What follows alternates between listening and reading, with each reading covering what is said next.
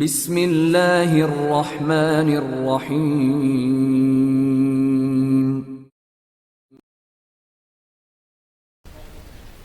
King چینگ Imran series, مصنف ابن صفی۔ رات کے 10 بجے ظفر اور جیمسن جوزف کی خوابگاہ میں رمی کھیل رہے تھے۔ وہ جوزف کو تاش کے کھیلوں سے کوئی دلچسپی نہیں تھی، لہٰذا وہ دور بیٹھا ایک ایک گھونٹ کر کے بوتل ہی سے پی رہا تھا۔ ٹالا بوا کی وجہ سے دوسروں کے سامنے گلاس سے جام استعمال کر لیتا تھا۔ اس جیسے بلا نوش کے لیے تو بیرل ہی سے منہ لگا دینا بھی پوری آسودگی کا باعث نہ بن سکتا۔ تم لوگ زندگی میں یکسانیت کا رونا رویا کرتے تھے، دفتن جوزف بھرائی ہوئی آواز میں بولا۔ ہاں یور ہائنس، جیمسن نے پتوں پر سے نظر ہٹائے بغیر کہا۔ اب بتاؤ کیسی رہی؟ جوزف بولا۔ ٹھیک ہی رہی، سوائے اس کے کہ چاروں طرف آپ ہی کی شکل کی عورتیں دکھائی دیتی ہیں، جیمسن نے کہا۔ جوزف کچھ کہنے والا تھا کہ کسی نے دروازے پر دستک دی۔ آ جاؤ، جوزف گرایا۔ وہ جانتا تھا کہ ٹالا بوا کے علاوہ اور کوئی دروازہ بجانے کی جرت نہیں کر سکتا۔ اندازہ غلط نہیں تھا۔ دوسرے ہی لمحے میں ٹالا بوا اندر داخل ہوئی اور دروازے کے قریب ہی رک کر جیمسن اور ظفر کو گھورنے لگی، جو تاش کے پتے ہاتھوں سے رکھ کر اٹھ کھڑے ہوئے تھے۔ تم دونوں اس وقت یہاں کیا کر رہے ہو؟ وہ بالآخر ناخوشگوار لہجے میں بولی۔ ہز ہائنس کا اصرار ہے کہ اسی کمرے میں رات بسر کریں، ظفر نے کہا۔ کیا یہ مناسب ہوگا؟ ٹالا بوا جوزف سے مخاطب ہوئی۔ اس سے زیادہ مناسب اور کچھ ہو ہی نہیں سکتا، جوزف نے لاپرواہی سے کہا۔ دیکھو، مجھے بہت زیادہ پریشان مت کرو، میری یادداشت واپس آ گئی ہے اور مجھے سب کچھ جانا پہچانا لگ رہا ہے، جوزف نے کہا۔ اوہ نہیں، ٹالا بوا خوش ہو کر بولی۔ یقین کرو، اگر تم لوگ مجھے زیادہ پریشان کرو گے تو میں اپنے ماموں کے پاس چلا جاؤں گا، جوزف نے کہا۔ نہیں، ٹالا بوا بولی، میں نے تہیہ کر لیا ہے، اگر مجھے باپ سے معافی مانگنے پر مجبور کیا گیا تو میں موکارو چلا جاؤں گا، جوزف نے کہا۔ تم بالکل نہیں بدلے ہر بنڈا، ٹالا بوا بولی۔ بس جاؤ، اگر بنکاٹا کے تاج و تخت کو سلامت رکھنا چاہتی ہو تو مجھ سے مت الجھو، جوزف نے کہا۔ ٹالا بوا نے بے بسی سے ظفر اور جیمسن کی طرف دیکھا۔ ہم بھی سمجھاتے ہیں یور ہائنس، ظفر جلدی سے بولا۔ دیکھو ہر بنڈا ڈیئر، وہ بے حد نرم لہجے میں بولی، میرا خیال ہے کہ تم تکالیف سے بھرپور اتنا عرصہ گزارنے کے باوجود بھی نہیں بدلے، ٹالا بوا نے کہا۔ اب تو میں اور بھی زیادہ سخت ہو گیا ہوں، جوزف بولا۔ ایسی صورت میں تمہارا ماموں بھی تمہیں برداشت نہ کر سکے گا، ٹالا بوا بولی۔ میں اسے بھی دیکھ لوں گا، جوزف بولا۔ تو پھر ہم نے اتنی مصیبت خواہ مخواہ جھیلی ہے، ٹالا بوا نے تفکر لہجے میں کہا۔ پھر چونک کر بولی، ہاں وہ کہاں گیا جسے تم اپنا باس کہتے ہو؟ میں نہیں جانتا، مرضی کے مالک ہیں، جہاں جی چاہے گا جائیں گے، جوزف نے کہا۔ یہ نہیں ہو سکتا، اسے ہمیں اپنی نقل و حرکت سے آگاہ رکھنا پڑے گا، ٹالا بوا بولی۔ اگر اب کبھی تمہارے ہاتھ لگ سکے تو ضرور آگاہ رکھیں گے، جوزف خشک لہجے میں بولا۔ اسی میں اس کی عافیت ہے، اور تم دونوں بھی سن لو، ٹالا بوا نے ظفر اور جیمسن کی طرف دیکھ کر کہا۔ میرے علم میں لائے بغیر تم بھی محلات کی حدود سے باہر قدم نہیں رکھو گے، یہ جزائر اجنبیوں کے لیے بسا اوقات جہنم بن جاتے ہیں، ٹالا بوا نے کہا۔ ایسا ہی ہوگا یور ہائنس، ہم آپ کی اجازت حاصل کیے بغیر کچھ نہ کریں گے، ظفر بولا۔ اچھا اب تم جا کر آرام کرو، جوزف ٹالا بوا کو مخاطب کر کے ہاتھ ہلاتا ہوا بولا۔ تمہیں بھی آرام کی ضرورت ہے، بہت تھک گئی ہو، جوزف بولا۔ میں جا رہی ہوں، ٹالا بوا نے ناخوشگوار لہجے میں کہا، اور پھر ظفر سے بولی، تم میرے ساتھ آؤ۔ ظفر احتراماً جھکا اور اس کے پیچھے چلنے لگا۔ خوابگاہ سے باہر نکل کر وہ اس کی طرف مڑی، ظفر رک گیا۔ اب میں تمہیں اپنے اعتماد میں لینا چاہتی ہوں، ٹالا بوا بولی۔ عزت افزائی کا شکریہ یور ہائنس، ظفر نے کہا۔ آؤ، کہتی ہوئی وہ پھر آگے بڑھ گئی۔ کچھ دیر بعد وہ محل کے ایک دور افتادہ کمرے میں بیٹھے گفتگو کر رہے تھے۔ تم لوگوں کے ساتھ پرنس کا رویہ کیسا ہے؟ ٹالا بوا نے ظفر سے پوچھا۔ بہت اچھا ہے یور ہائنس۔ میں یہاں کی بات نہیں کر رہی، اپنے ملک کی بات کرو، ٹالا بوا بولی۔ وہاں بھی مناسب ہی تھا، ظفر بولا۔ کیا وہ تم لوگوں کے ساتھ شرارتیں نہیں کرتا تھا؟ ٹالا بوا نے پوچھا۔ ہرگز نہیں، پرنس بے حد سنجیدہ تھے، بے ضرورت زبان تک نہیں ہلاتے تھے، ظفر بولا۔ تو اب سنو، بھینس کے دودھ والی بات میں صداقت نہیں تھی، ٹالا بوا نے کہا۔ میں سمجھا نہیں یور ہائنس، ظفر نے کہا۔ شاہ بنکاٹا کسی اور وجہ سے ناراض ہوئے تھے اور وہ بگڑ کر روپوش ہو گیا تھا، ٹالا بوا بولی۔ کیا وجہ تھی؟ ظفر نے پوچھا۔ میں تمہیں اس لیے بتا رہی ہوں کہ تم اس پر نظر رکھو اور اسے بہکنے نہ دو، میں نے محسوس کیا ہے کہ وہ تم دونوں سے نہیں الجھتا، ٹالا بوا بولی۔ ہاں وہ کسی حد تک ہماری بات مان لیتے ہیں، ظفر نے کہا۔ تم یہ تو جانتے ہی ہوگے کہ شاہ بنکاٹا فرانس کے زیر اثر ہیں اور بشرط وفاداری یہ بادشاہت قائم رہے گی، ٹالا بوا بولی۔ مجھے علم ہے یور ہائنس، ظفر نے کہا۔ یہ اس وقت کی بات ہے کہ جب ہربنڈا روپوش ہوا تھا۔ یہاں سیاسی بیداری کی ابتدا ہوئی تھی۔ بنکاٹا کے عوام فرانس کے تسلط سے پیچھا چھڑانا چاہتے تھے۔ ظاہر ہے کہ شاہی خاندان کے لیے یہ چیز خطرناک تھی۔ یہاں آئے دن مظاہرے ہونے لگے، احتجاجی جلوسوں کی بھرمار ہو گئی۔ پھر کچھ لوگ لاقانونیت پر بھی اتر آئے، توڑ پھوڑ مچاتے، پولیس گولیاں چلاتی، جیل جاتے اور کچھ دنوں کے لیے سکون ہو جاتا۔ پھر اچانک ایک دن ایک بالکل ہی نئے قسم کا احتجاجی مظاہرہ دیکھنے میں آیا۔ لوگ سارے کپڑے اتار کر بالکل ننگ دھڑنگ گھروں سے نکل آئے اور جلوس کی شکل میں شاہی محل کی طرف بڑھنے لگے۔ پولیس بوکھلا گئی، کسی کی سمجھ میں کچھ نہیں آ رہا تھا کہ کیا کیا جائے۔ وہ بالکل خاموش تھے اور نہ انہوں نے توڑ پھوڑ مچائی اور نہ ہی کسی قسم کا ہنگامہ برپا کیا۔ ہمارے تعزیزی قوانین کے مطابق کسی پبلک مقام پر برہنہ ہو جانے کی سزا 1 ہفتے سے زیادہ نہیں۔ اس کے بعد ایک دن میں یہ دیکھنے میں آیا کہ لوگ شہر کی سب سے زیادہ بارونق شاہراہوں پر بیٹھے رفع حاجت کر رہے ہیں۔ یہ بھی احتجاجی مظاہرہ ہی تھا، جس پر معمولی جرمانے کے علاوہ کوئی سزا نہیں دی جاتی۔ ٹالا بوا خاموش ہو کر دوسری طرف دیکھنے لگی اور ظفر بھرائی ہوئی آواز میں بولا، واقعی حکومت بڑی دشواریوں میں پڑ گئی ہوگی۔ اور اب تمہیں بتاؤں کہ یہ ہربنڈا کی شرارت تھی؟ ٹالا بوا نے کہا۔ نہیں، ظفر کے لہجے میں حیرت تھی۔ یقین کرو، وہ چوری چھپے عوامی لیڈر بنتا جا رہا تھا اور شرپسندوں کو ایسی ایسی تدبیریں سمجھاتا تھا کہ پولیس بے دست و پا ہو کر رہ جاتی تھی۔ ٹالا بوا بولی، کمال ہے، گویا وہ خود اپنے پیروں پر کلہاڑی مار رہے تھے۔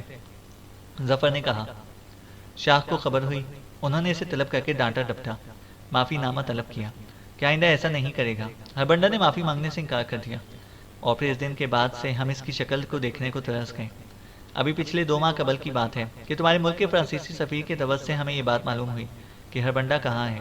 ٹالا بوا بولی، اچھا، اگر ابھی پرنسس شاہ سے معافی نہ مانگی تو کیا ہوگا؟ ظفر نے پوچھا۔ میں اس کا تصور بھی نہیں کر سکتی۔ ہو سکتا ہے کہ وہ اس شخص کی بات مان لے جسے اپنا باس کہتا ہے۔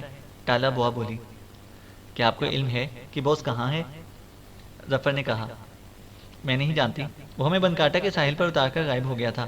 ٹالا بوا بولی، باس کے بغیر کام نہیں چلے گا۔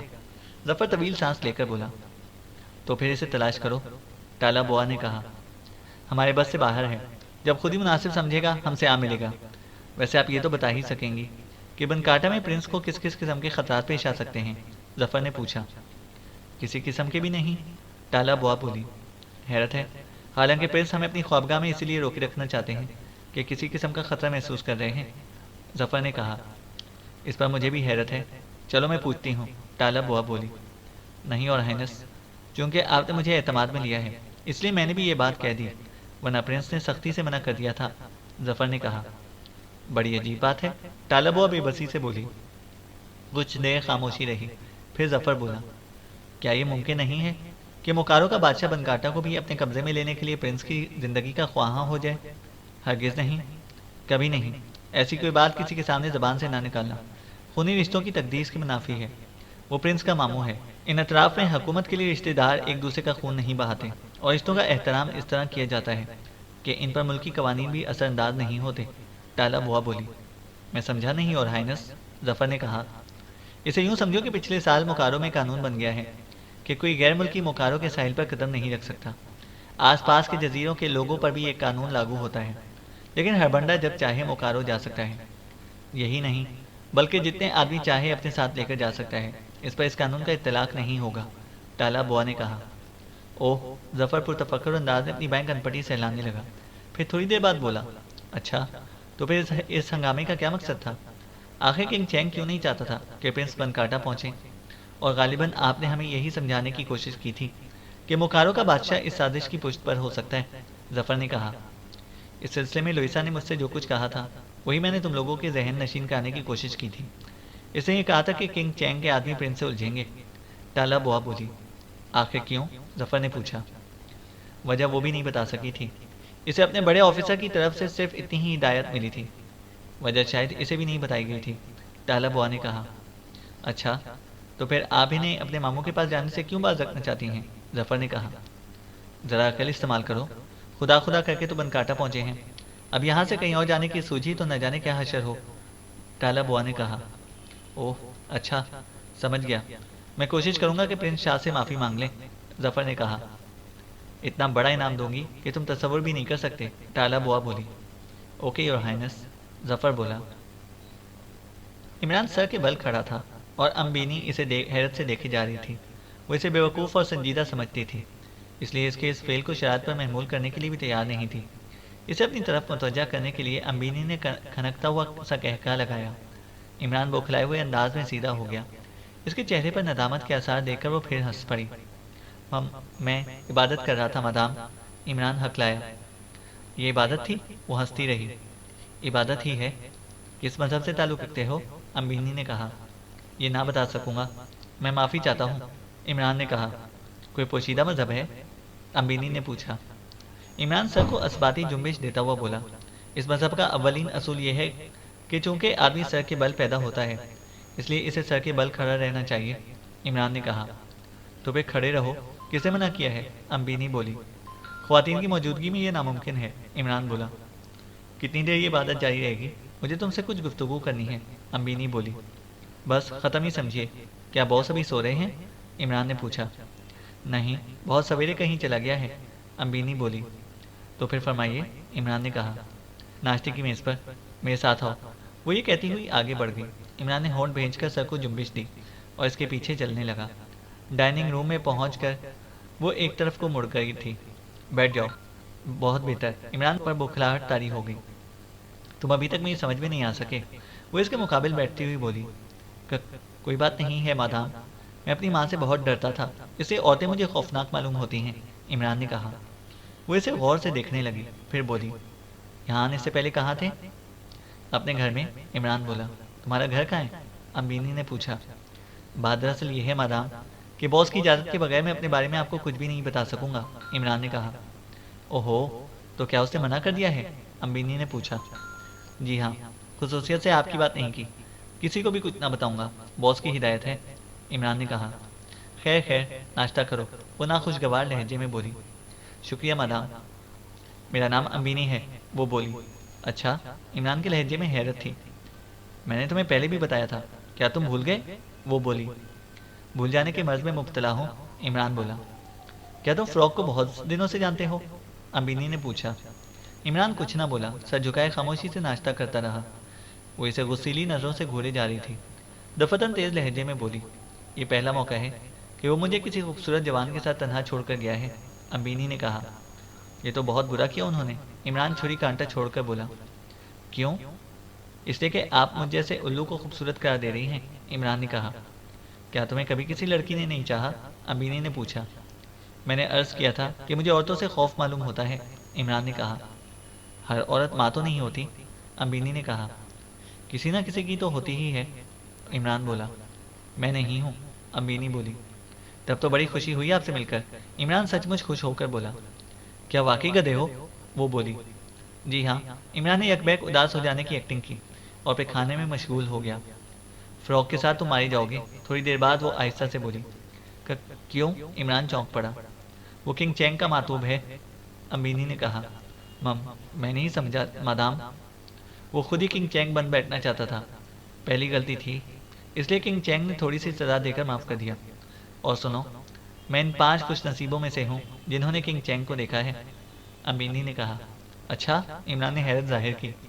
यकीन करो, लेकिन तुम इसका तज़किरा किसी से नहीं करोगे, अम्बिनी बोली। इमरान ने सादतमंदाना अंदाज में सर को तफहीमी जुम्बिश दी, फिर बोला। वो कैसा है? बेहद खौफनाक शक्ल वाला है, कम अज़ कम मैं तो उससे आंखें भी नहीं मिला सकी थी, अम्बिनी ने कहा। आपने बहुत अच्छा किया, मुझे आगाह कर दिया। मैं तस्वुर भी नहीं कर सकता कि किंग चैंग का कोई नायब खुद किंग चैंग बन बैठने की कोशिश करेगा, इमरान ने कहा। इसलिए तो पूछ रही थी कि तुम पहले कहाँ थे, अम्बिनी बोली। इससे क्या फ़ायदा होगा? इमरान ने पूछा। ये तो मैं नहीं जानती, तुम्हारा निशाना बड़े गज़ब का है, वो बोली। ये बात तो है, इमरान ने पुरतशवीश लहजे में कहा। क्या वो किसी आदमी को कत्ल कराना चाहता है? अम्बिनी ने कहा। अब मेरी ज़बान बंद रहेगी मादाम, इमरान बोला। बेवकूफ़ आदमी, मैं तुमसे सिर्फ बेतकल्लुफ़ होना चाहती हूँ, कुछ उगलवा लेना मकसद नहीं है, वो बोली। तो ये आपने पहले क्यों नहीं बताया था? इमरान ने और हाथ बढ़ाकर इसके सर पर चपत रसीद कर दी। ये क्या बेहूदगी है? वो बोली। बेतकल्लुफ़ी, इमरान बोला। वो खिसियानी हंसी के साथ बोली। सचमुच बिल्कुल गधे हो। पता नहीं आप क्या चाहती हैं, इमरान ने मायूसी से कहा। मैं समझ गई, वो बोली। क्या समझ गई? वो इसलिए तुम्हें यहाँ छोड़कर गया है? وہ بولی۔ عمران حبنکوں کی طرح منہ کھولے اس کی طرف دیکھتا رہا۔ ناشتہ کرو، وہ وسیلے لہجے میں بولی، اور عمران جلدی جلدی کافی پینے لگا۔ امبینی چند لمحے اسے گھورتی رہی، پھر اٹھ کر چلی گئی۔ عمران نے خالی کپ میں دوبارہ کافی انڈیلی اور ٹانگیں ہلا ہلا کر نہایت اطمینان سے چسکیاں لیتا رہا۔ وہ اس سے بے خبر نہیں تھا کہ فراگ پشت والی دروازے میں کھڑا اسے گھورے جا رہا ہے۔ فراگ بے آواز چلتا ہوا اس کے قریب پہنچ گیا، لیکن وہ انجان ہی بنا رہا۔ ایسا لگتا تھا کہ جیسے کافی نہیں افیون پی رہا ہو، دنیا و مافیہا سے بے خبر۔ دفتن فراگ نے اس کی کرسی کے پائے میں زوردار ٹھوکر ماری اور عمران اچھل کر الگ ہٹ گیا، ورنہ ٹوٹی ہوئی کرسی کے ساتھ خود بھی فرش پر آ رہتا۔ میرا قصور جناب عالی؟ عمران نے خوفزدہ لہجے میں پوچھا۔ لڑکی کو بہکا رہے تھے ذلیل آدمی، فراگ دھاڑا۔ نہیں تو؟ جھوٹے ہو، میں نے خود دیکھا تھا، وہ اس کے سر پر ہاتھ پھیر رہے تھے، فراگ نے کہا۔ جناب عالی، وہ تو میں نے چپت رسید کی تھی، عمران نے کہا۔ خاموش رہو، اگر تمہیں پناہ نہ دی ہوتی تو قتل کر دیتا۔ چلے جاؤ یہاں سے اور کبھی اپنی شکل نہ دکھانا، فراگ بولا۔ اتنے میں امبینی بھی آ گئی، شاید اس کی دھاڑ سن کر آئی تھی۔ او کتیا، تو بھی نکل جاؤ یہاں سے، وہ اس پر الٹ پڑا۔ تم ہوش میں ہو یا نہیں؟ امبینی بولی۔ جاؤ، فراگ حلق پھاڑ کر دھاڑا۔ دونوں فوراً نکل جاؤ، میں نے آج تک کسی عورت کو بھی قتل نہیں کیا۔ اگر آپ فرمائیں تو میں قتل کر دوں، عمران نے بڑے ادب سے کہا۔ بکواس مت کرو، نکل جاؤ یہاں سے، میں تاہیتی میں تم دونوں کا وجود بھی برداشت نہیں کر سکوں گا، لہٰذا شام ہونے سے پہلے ہی جدھر سینگ سمائے چلے جاؤ، فراگ نے کہا۔ وہ تو میں جانتی ہی تھی، میرا بھی وہی حشر ہوگا جو دوسری لڑکیوں کا ہوتا رہا ہے، امبینی تلخ لہجے میں بولی۔ میں کچھ سننا نہیں چاہتا، نکل جاؤ، فراگ بولا۔ اچھا، وہ عمران کا ہاتھ پکڑ کر بولی اور پھر اسے دروازے کی طرف کھینچنے لگی۔ ارے، عمران نے بکھلا کر اس سے ہاتھ چھڑا لیا۔ جاؤ، فراگ دونوں ہاتھ اٹھا کر دھاڑا۔ پھر ذرا ہی سی دیر میں وہ دونوں عمارت کے باہر نظر آئے۔ دیکھا تم نے؟ دیکھ لیا، امبینی عمران کی آنکھوں میں دیکھتی ہوئی بولی۔ میں پاگل ہو جاؤں گا، عمران نے کہا۔ آخر بات کیا ہوئی تھی؟ امبینی بولی۔ کہہ رہا تھا کہ تم امبینی کو بہکا رہے تھے، اس کا سر سہلا رہے تھے، عمران نے کہا۔ سب بکواس ہے، وہ بہت دنوں سے چھٹکارا پانے کا بہانہ تلاش کر رہا تھا، امبینی نے کہا۔ تم سے؟ عمران نے متحیرانہ لہجے میں سوال کیا۔ ہاں، وہ ایسا ہی ہے، ابتدا میں یہی معلوم ہوتا ہے کہ تمہارے بغیر زندہ نہ رہ سکے گا، لیکن پھر کچھ دنوں کے بعد اس طرح بدل جاتا ہے جیسے کبھی کی جان پہچان بھی نہ رہی ہو، امبینی نے کہا۔ سچ مچ مینڈک ہے، مگر مجھے تو بتایا گیا تھا کہ وہ تمہارے پنجم کا پوتا ہے، عمران نے کہا۔ شاید اسے اپنے باپ کا نام تک معلوم نہ ہو، امبینی تلخ سی ہنسی کے ساتھ بولی۔ بڑی عجیب بات ہے، عمران نے کہا۔ ختم کرو یہ باتیں، اب یہ سوچو کہ جانا کہاں ہے، ورنہ سچ مچ شام ہونے کے بعد ہم قتل کر دیے جائیں گے، امبینی نے کہا۔ کیا تاہیتی سے باہر جانے کا اجازت نامہ ہے تمہارے پاس؟ عمران نے کہا۔ وہ تو ہمیشہ رکھتی ہوں، مجھے سیر سپاٹے کا بہت شوق ہے، امبینی بولی۔ اچھا، تو بس پھر ہم شام سے پہلے ہی نکل چلیں گے، عمران نے کہا۔ لیکن کہاں؟ امبینی بولی۔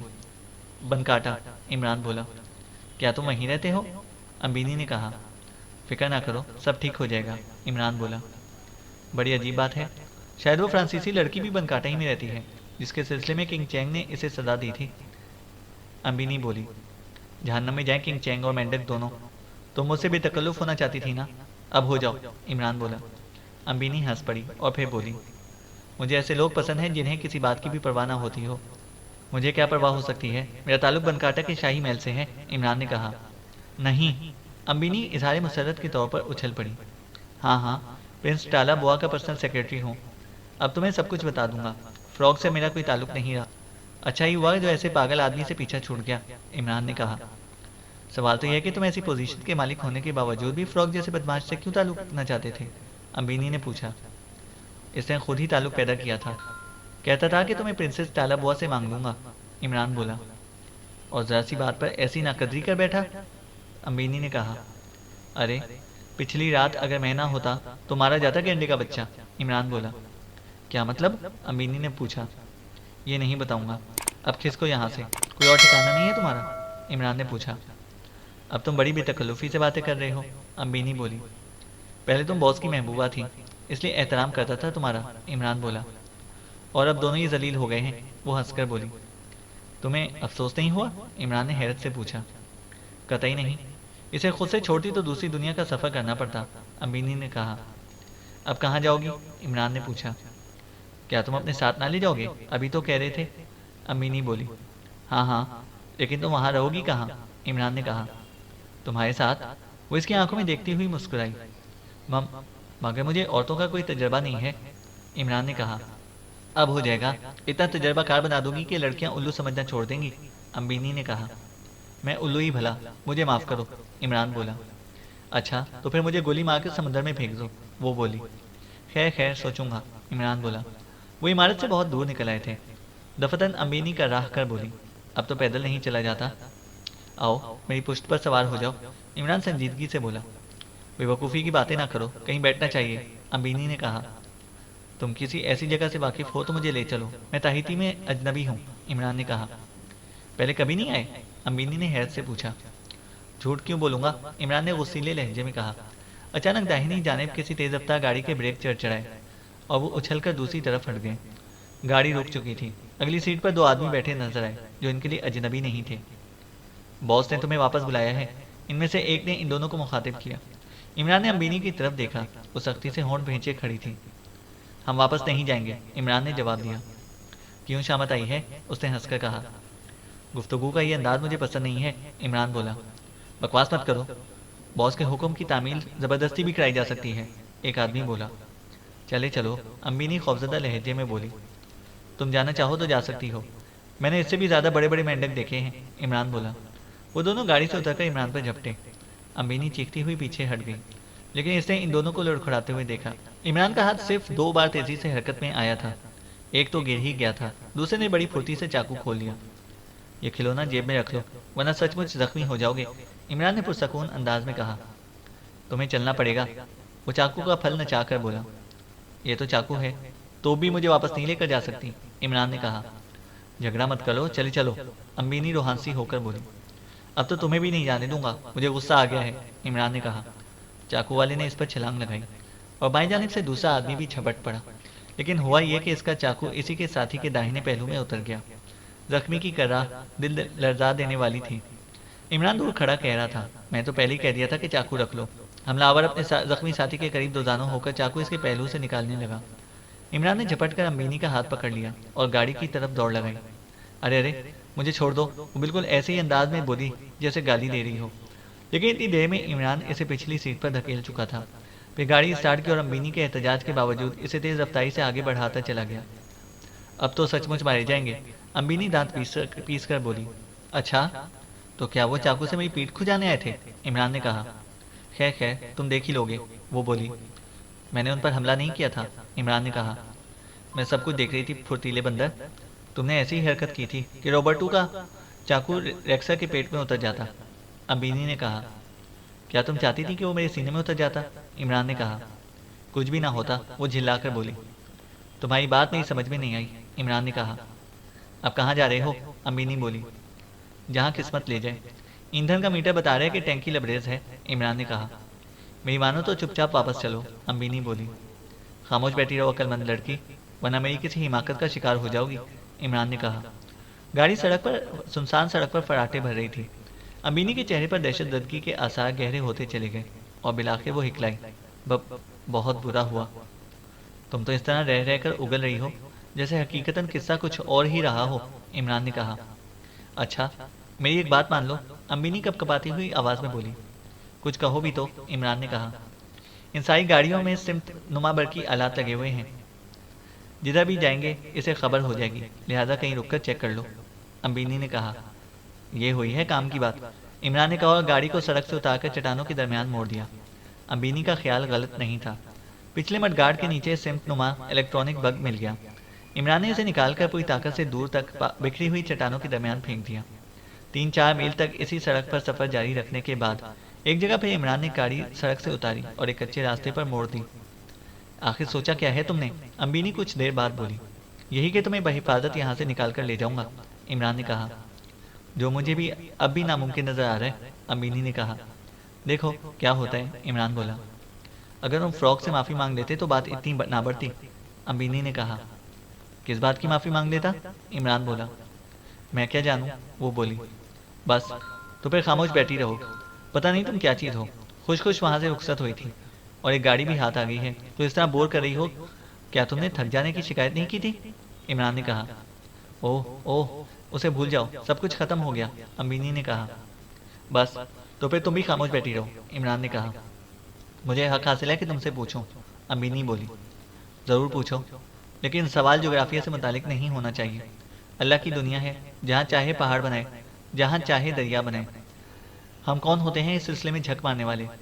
خط استوار کی تلاش میں ساری دنیا چاند ماری، لیکن مجھے تو کہیں دکھائی نہ دیا۔ جھلاہٹ میں جغرافیہ کے ایک پروفیسر کی پٹائی کر دی تھی۔ ہاں، عمران نے کہا۔ میں نے اپنے کانوں میں انگلیاں ٹھوس لی ہیں، تو بکواس کیے جاؤ، امبینی بولی۔ عمران نے گاڑی روک دی اور مڑ کر اسے گھورنے لگا۔ اس طرح کیا دیکھ رہے ہو؟ وہ گڑبڑا کر بولی۔ یہ کہ تم کس رفتار سے جھوٹ بول سکتی ہو، عمران نے کہا۔ کیا مطلب؟ وہ بولی۔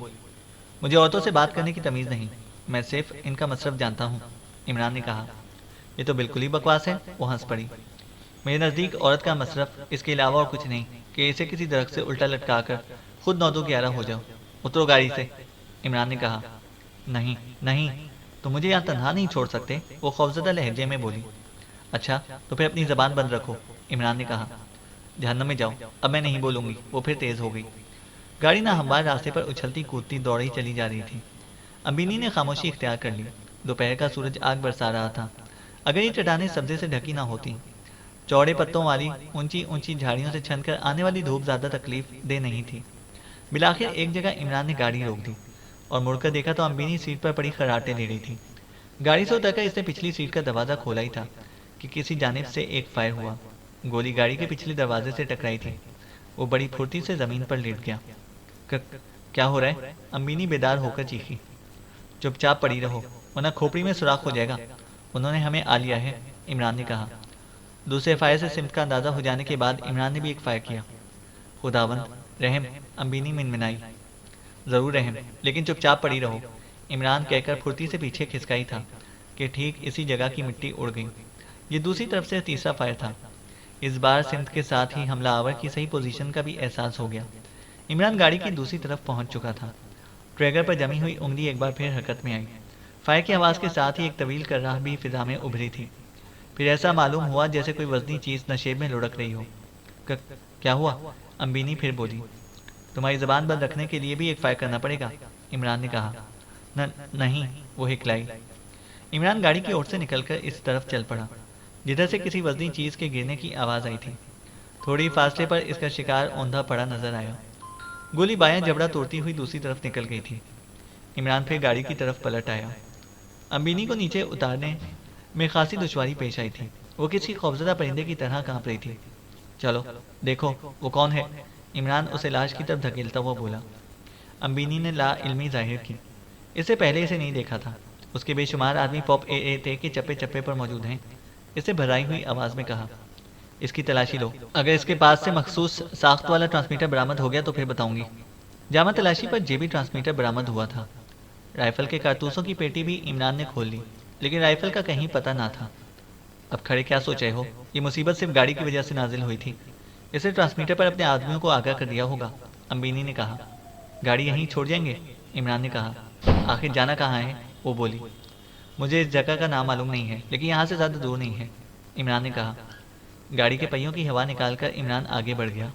امبینی اس کے پیچھے چل رہی تھی۔ کچھ دیر بعد وہ نشیب میں اترنے لگی۔ سامنے حد نظر تک سمندر پھیلا ہوا تھا۔ میرا ہاتھ چھوڑ دو، تم بہت تیز چل رہے ہو، تمہارا ساتھ نہیں دے سکتی، امبینی نے ہانپتے ہوئے کہا۔ عمران نے اس کا ہاتھ چھوڑ دیا اور تیزی سے نشیب میں اترتا چلا گیا۔ چینل کو سبسکرائب کریں اور بیل آئیکن کو پریس کریں تاکہ ہماری ہر اپڈیٹ آپ کو بر وقت مل سکے۔